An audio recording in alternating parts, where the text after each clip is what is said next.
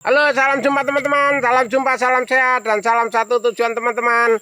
Hari ini kita lagi di kebun sawit lagi ya, kita di kebun ya teman-teman. Karena kita mau garuk piring ini, membersih bawahnya, terus kita susun-susun untuk jalur pikulnya teman-teman. Nah, seperti ini teman-teman ya. Nah, seperti ini kita mau kita bersih yang bawah-bawah sawit supaya brondolnya selalu bagus ya. Kalau enggak kita bersih teman-teman, brondol jatuh dari atas itu melencet ke kanan ke kiri tidak bisa diambil ya. Jadi kita itu mau kita ambilin brondolnya nanti, karena ini 2 hari lagi panen ya. Karena 2 hari lagi panen, ini yang cepat-cepat ini dibersihin dulu supaya bersih. Jadi teman-teman jangan lupa subscribe, komen, dan tekan tombol loncengnya supaya kita selalu untuk mengikuti channel Wiratadaya ya, YouTube Wiratadaya, tentang pertanian apapun yang di YouTube Wiratadaya bermanfaat teman-teman ya. Artinya bermanfaat, ngasih informasi atau motivasi untuk petani-petani yang kurang paham atau belum paham ya untuk cara-cara kelola ya. Misalkan ini kelola kebun sawit. Nah, kebun sawit ini teman-teman yang kita perlukan terutama kebersihan lahan kanan kiri pohon, minimal ya kita 3 meter keliling lah, 3 meter keliling. Nah, terus keduanya kita cara pemupukan teman-teman ya. Kalau sudah begini, ini mupuknya sebenarnya nggak bisa ditabur teman-teman ya. Ditabur banyak hanyut ya, karena akar ini sudah rapat begini teman-teman. Akar itu rapat ya. Jadi dia kalau kena, misalkan mupuk hari ini ya, kena hujan sore nanti ini bablas ke sungai. Yang gemuk cuma ikannya aja ya. Tapi teman-teman kalau bisa ya, diusahakan dicangkol 4 penjuru ya. Nah, 4 penjuru misalkan target kalian berapa kilo per pohon, misalkan kita 2 kilo ya. Nah, ini dibikin lubang cangkol 4 penjuru ini ya, dikasih ya setengah kilo satu lubang kan gitu ya. Kalau kita kasih 2 kilo per pohon, tapi kalau dikasih 1 kilo ya kita cukup seperempat kilo satu lubang. Tapi kira-kira kalau 1 kilo satu pohon ini kayaknya kurang lah pupuknya, apalagi yang sudah seperti punya aku ini kan tinggi teman-teman. Ini saya pupuknya aja 2 kilo per pohon, 2 kilo ini, makanya buahnya walaupun segini udah buahnya lebih dari 50 kilo teman-teman. Ada yang 60, ada yang 50 buahnya, lumayan juga teman-teman ya. Tapi itu tadi kita cara perawatannya. Cuman kita perawatnya nggak pernah pakai pupuk mahal teman-teman ya. Kita belikan pupuk subsidi. Nah, karena kalau pupuk subsidi itu gini teman-teman. Kita pupuk subsidi ini dia anteng ya, nggak kayak pupuk yang mahal. Kalau kita pupuk yang mahal seperti NPK non subsidi atau Mutiara itu teman-teman. Untuk kedepannya kita kadang nggak kebagian kalau pas buah trek ya. Jadi kalau harga sekarang lumayan masih bagian lah. Jadi kalau kita satu pohon ini 2 kilo, berarti kalau kita untuk 100 pohon 1 hektar itu udah berapa kilo teman-teman ya. Kalau kayak punya kita ini sekitar hampir 500 ya, 500 pohonan ini itu udah berapa kilo kan gitu ya. Jadi makanya kita beli yang murah teman-teman supaya rata ya. Kalau kita belikan pupuk mahal cuman sedikit nggak bisa rata gitu. Jadi kalau seandainya teman-teman itu bingung nanti cara pupuk, apalagi pupuk sekarang lebih gampang teman-teman ya. Sekarang ini dimana ada toko, dimana tetap ada pupuk subsidi sekarang. Udah banyak liar sekarang ini. Banyak liarnya apa?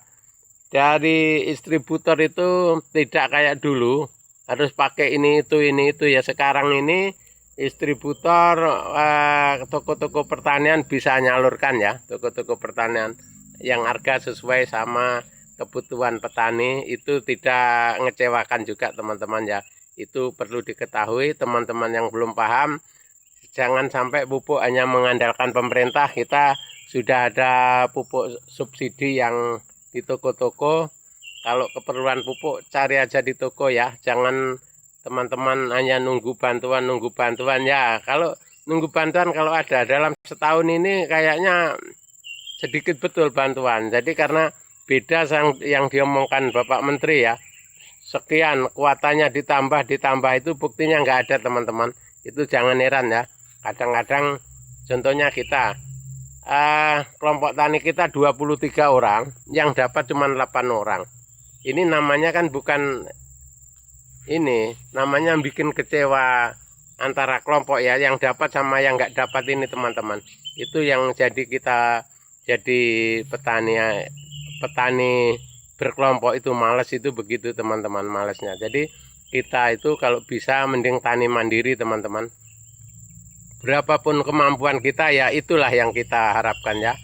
Jadi contohnya kayak kemarin disuruh bentuk kelompok tani, disuruh ngajukan RDKK, tapi setelah itu nggak sesuai sama yang keluar teman-teman.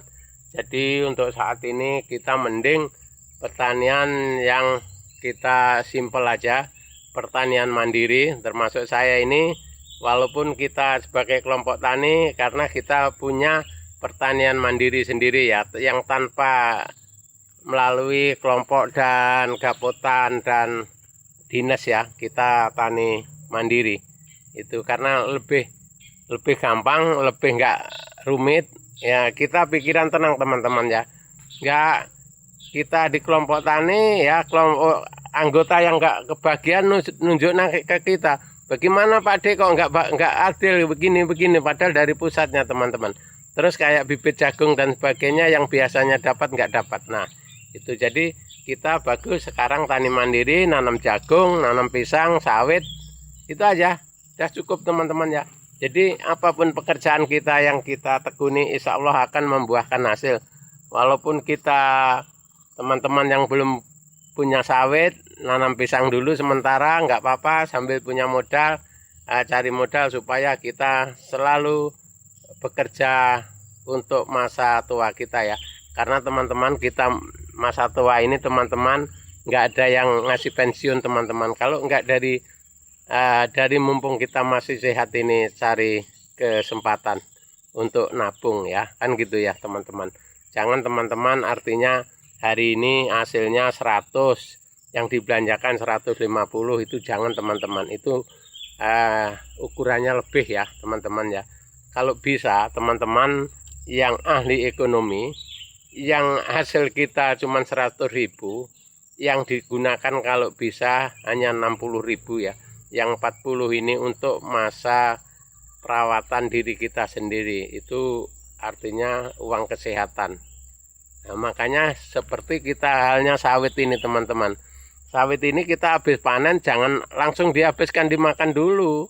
Sawit ini kalau habis panen kita diambilkan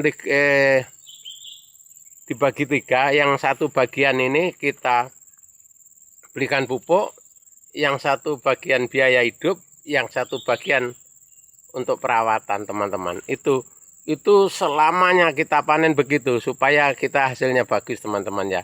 Jadi enggak ini habis panen untuk beli motor baru, untuk nyicil mobil. Nah setelah kita mau mupuk, kelabaan teman-teman.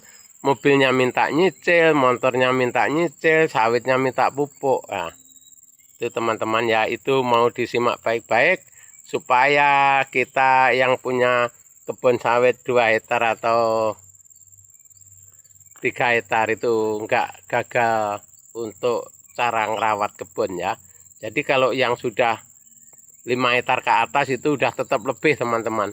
Jadi kalau yang di bawah 5 hektar, 3 atau 4 hektar atau 2 hektar itu kalau enggak sistem ini, insya Allah akan mundur buahnya ya, akan trek ya.